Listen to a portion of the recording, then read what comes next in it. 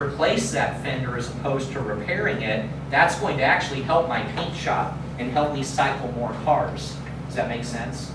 So my point is if you can make business decisions on what's better for your shop, it's not always labor, labor, labor, because that's where my gross profit is. It's also technician skill, safety obviously, but my workload and what parts available, right?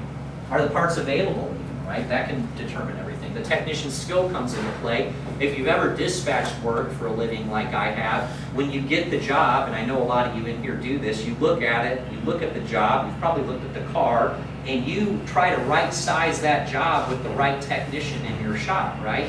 You're like, hey, Johnny's the best mud work guy that I got. This thing's got a lot of mud work. I'd like to get it to Johnny, right? But then you look at Johnny and you're like, shit, I've already dispatched 7 cars to this fool. He's, 4 days out before he gets to this thing. Then we might make a decision that we need to go to somebody else, right? So we do those kind of things.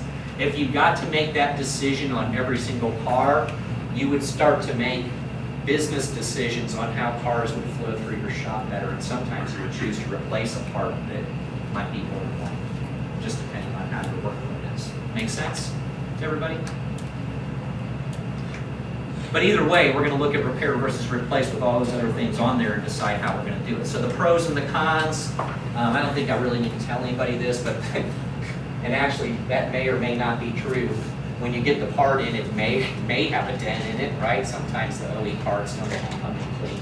But in theory, no dents or dings, supposedly safer in the future, no body work, no need to remove items, less prep, right? So it keeps my paint shop moving, right? It requires the use of fewer materials, there's no doubt about that. Cons, we could wait, which could extend cycle time. Welded on parts, right? We're breaking factory seams, we're disturbing factory seams.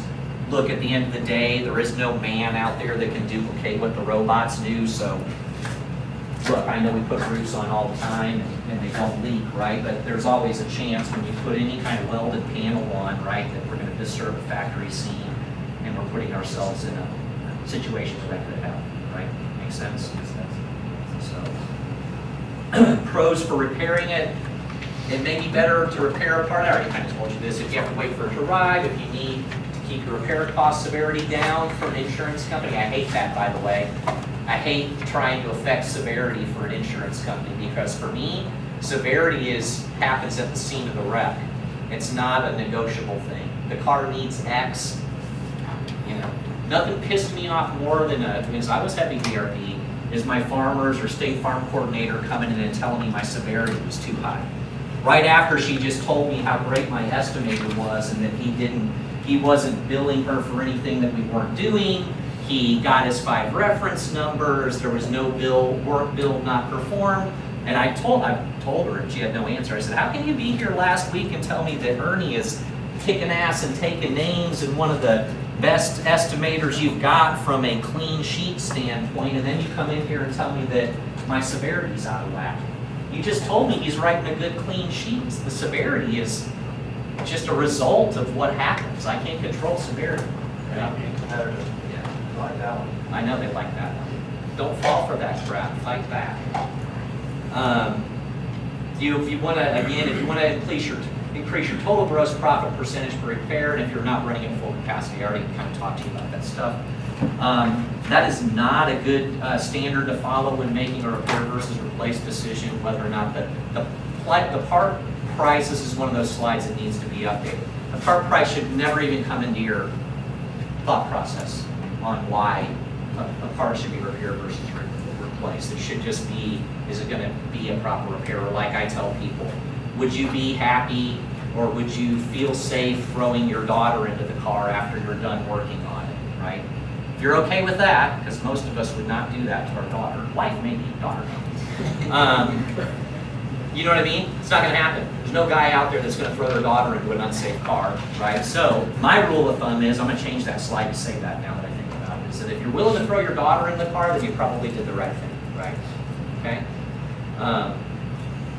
I talked about this stuff a little bit. This starts to go into blueprinting and mapping. So And this is really all about cycle time reduction and trying to find the right thing, right? So a teardown equals a process of removing all the damaged assemblies and disassemblies and subassemblies to determine which parts need to be replaced, which is a lie, because a teardown is just exposing this stuff. But in theory, since we use the jargon, right? That's the other thing too I want to tell you about body shop jargon. No one wants to hear body shop jargon. Your customers don't care about blend or tear down or R&I or R&R, or they don't even know what any of that stuff means. So when you start talking in body shop jargon to your clients and they bobblehead you, they're just bobbleheading you because they have no clue what you're saying. So don't use our body shop lingo when you're talking to your customers, okay? Use layman terms, and for God's sake, get the word tear down out of your vocabulary. Tell people that you're going to disassemble their car and find the hidden damage and get back with them later. Remove tear down from your... The next time you see this class, you will not see that word anywhere in it, right? So do that. I learned that the hard way. I told a customer about a year ago, yeah, your vehicle's a tear down. Like, what the hell did you tear off my car? Right? No, I'm sorry. I meant disassemble, right? So yeah, again, man, you know where we're really guilty of this too? I'm guilty of this. So you get the sheet written, it's a CP deal, right? And they come in to get an estimate, you've written the estimate, and then you go outside to explain to them what you're gonna do to the car, and then I immediately start talking in body shop lingo, right? I'm like, oh, we're gonna R&I all the trim off your door, and then we're gonna blend the right rear door, and you know, you start doing all this stuff, and they're just like, they just bobble their head because they don't want to sound stupid and say I don't understand. Well, some people might. Most people don't want to sound stupid, so they're not going to say to you, like your one customer fortunately said, what do you mean tear down, or what are you tearing off my car? Most of them aren't going to say that. They're just going to kind of like, I don't know what he's saying, but I'm just going to do this until he stops talking, right? So, you know, talk to them in English, right? Don't use body shop jargon. Right? So I'm not going to spend a lot of time on this either. The steps to tear down a vehicle. Honestly, it's antiquated. I've certainly got thoughts on this if you want to talk about it, but I've kind of already talked about it a little bit. I personally feel like cars should get disassembled in a dedicated area at your shop. I'm not saying it has to be a dedicated person. I'm just saying it should be a dedicated area where we have all the tools, right? Where the clip bin lives, where we've got a lift, where we've got our estimatics, possibly a way to measure structure, a scanning tool, all those things that we got to have at the scene of the crime to get a consistent estimate on the first shot. Now, and again, when I teach the repair planning to technicians and I start talking to them about segmenting the repair and having dedicated people who disassemble, who fix the car, and then another group that puts them back together, they look at me like I'm nuts, and they're like, there's no way I could work on that car if Phil took it apart, right? And that is true. If your idea of organization is an antifreeze jug cut in half, or you like to use the right front floorboard, or if you like Folgers coffee cans, or whatever it is that your technician likes to do, no one can follow that shit. But if you've actually got a process in place, people actually can follow behind someone else and work on a car. I'm not saying you should do that. What I am saying is step one is dedicate an area. If you've got 3 body techs that you want to let them disassemble their own crap, that's fine. They can get their roll around and they can come over with the 5 tools that they need to disassemble a car, which that's all they need, and they can do it right there instead of behind their 20-foot long monster box of tools that they only use 10% of the time. It's like a tool collecting thing. They can literally do just about everything to a car with what goes into their roll around. Would you not agree? Yeah. They just like to buy tools. They truly do. If they've just got a 10 and an 8 and, you know, a clip, the little clip, yeah, maybe a 12. Depends on the car, right? But it's literally a handful of tools. I'm just saying let's dedicate an area where we do it at so we can be more focused on getting all the damage, right? And it does change from shop to shop. I haven't been in your shops. I don't know how they're set up. My guess is I could find a place where this could happen at your shop if I tried. I found it at his multiple times. He just doesn't listen to me. It's true.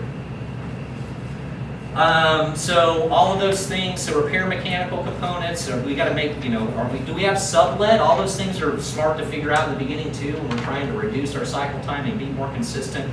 If we do sublet a lot of stuff, or we have a lot of sublet stuff on this RO, right, on this claim, then let's get that figured out now. Completely inspect everything. Most of all of this stuff, and I've already said it, about doing a more complete disassembly, quite honestly, is about slowing down, right? And I tell people, if you'll slow down in the beginning, you will make up that time later, right? Because you won't be making multiple parts orders, and you won't be pulling the car in and out, in and out, in and out, and you will make up for the time. If you just spend, 30 more minutes on a train wreck, right, you're going to get a better result. I realize you still got insurance people to fight with and all that kind of stuff, but step one is we've got to find everything, right? Step two is negotiating with said insurance people, right? You guys, gals with me? So all that stuff right there. So let's talk about judgment time. So judgment time, I'm sure everybody has had somebody come in and argue with them about judgment time, and that it's not going to take your tech that long to fix that dent. Why should I have to pay? Have you ever heard that in the state of Texas? Right? You don't need that much time. It's not going to take them that much time to do it. So, but real quick, this might help you a little bit with some of this stuff. The definition of judgment time. The average time it takes an average skilled technician with an average set of tools and an average equipped shop to complete a specific operation. Right? All average, average, average, average. So yes, they're right. When we dispatch a job to our A-Tech, right, who's been doing this shit for 20 years, that is extremely efficient at what he or she does, right, and he goes and he asks for 4 hours on a fender, and he can get it done in an hour, well, it's because of his skill level is above average. His tools might be above average. Your shop is most likely above average, and the equipment's above average, right? So if the insurance company comes back and says, I shouldn't have to pay that, it's only going to take him an hour, I should pay $2. I said, well, tell you what, I did this actually once. This might work for you. I already told you I couldn't fix a jelly sandwich if you spotted me the bread and the jelly, basically, right? I didn't say it like that, but pretty much is the case, right? So what I told this insurance adjuster when she was arguing with me about this, and my tech was only going to take an hour to fix it, I said, I tell you what, I get it. Let's do this. Let's assign the job to me. I'm going to put my tech number on there. It's like, what are you talking about? I'm like, no, I'm going to fix that fender now. I'm going to fix it. I'm going to be the guy. But now I want 6 hours. What do you mean you want 6 hours? Well, it's going to take me 6 hours probably to fix that dent. It's probably still not going to come out very well because I don't know what the hell I'm doing. I'm not trained. I don't have tools. Just a damn body shop manager, right? That's never fixed anything. So my point to her is it depends on who's fixing the car, right? You see my point? If I assign the job to me, then I need 6 hours for it because it's going to take me all of 6 to get that thing done. Whereas when I dispatch it to you, because you've been doing this forever and you've got these tools and the skill set, you can get it done in an hour. See what I mean? Does that make sense? Do you think that would help you fight them even just a little bit? That's really, dude, they are the ones who made this judgment time stuff up. It wasn't us. You see what I mean? They made this stuff up. But now they want to push it back in your face sometimes, and the fight back is what I just told you. My A-Tech absolutely gets it done faster than my C-Tech, and all of them get it done faster than I do. You see what I mean? And they've never done it up themselves. Yeah. I throw it back on them. Kind of same scenario, but I throw it back on them. Okay, well, let me see you fix it. That's another good way to do it. Yeah. And they come back and say, well, your tech is skilled enough to, okay, well then let's take the Yeah, time that's why you're necessary. paying this, right? And the other thing is too, when you talk about equipment and tools, remind them of how much money your tech has invested and how much money you have invested in tools and equipment. I use that argument. Yeah, it's a good argument. I'm not saying it wins every time, but I do like this definition, and it's kind of hard for them to refute this, right? I mean, they still will because, they all go to an indoctrination school at Geico, Blizzard, USA, or whatever it is they go to, and they come back with their thoughts, right? So still some more criteria for judgment times. We do want to be fair. It's like I told you in the beginning of this class. When I consult shops, and I even tell insurance people when I'm around them, I'm consulting people on billing them for what you're doing to the car. So I want you to be fair. I want you to be consistent. I also want you to get the maximum time that you possibly can within reason and use a sound basis for all the decisions that you make. And we are talking about judgment time, so having a sound basis is kind of difficult to come up with, right? So here's some stuff that's out there, right, for a basis for getting to judgment time. Anybody ever heard of the hand method? Right? Those of us who are old, been in it a while, the hand method, right? You put, I can't even remember what their number is now, but you put your hand on there, and it's worth 5 hours, depth or whatever comes into play. The problem with the hand method is that does everybody have the same size hand? Right?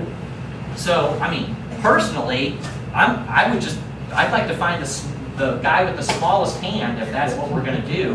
Don't hire Shaquille O'Neal because you ain't getting any money on any of the jobs that you get if it's Shaq's hand, right? So it's not really that great of a method, really, right? There's a lot of variability in there. Every single one of us could put our hands up next to each other and they're going to be different, Plus right? the lines and the contour. We're going to talk about that.